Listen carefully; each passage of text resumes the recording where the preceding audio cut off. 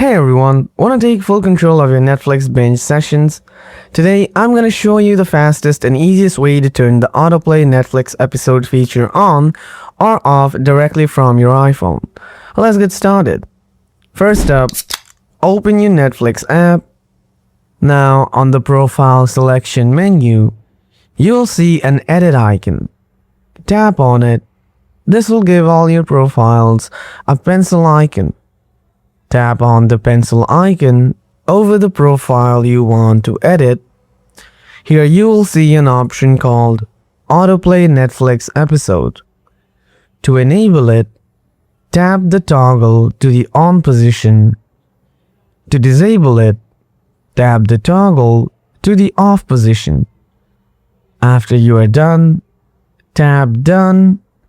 Now close and reopen the Netflix app to apply the change. That's all you need to do to turn Autoplay Next episode on or off in the Netflix app on your iPhone. If this tutorial helped, be sure to like the video and subscribe for more quick Netflix tips. Catch you in the next one.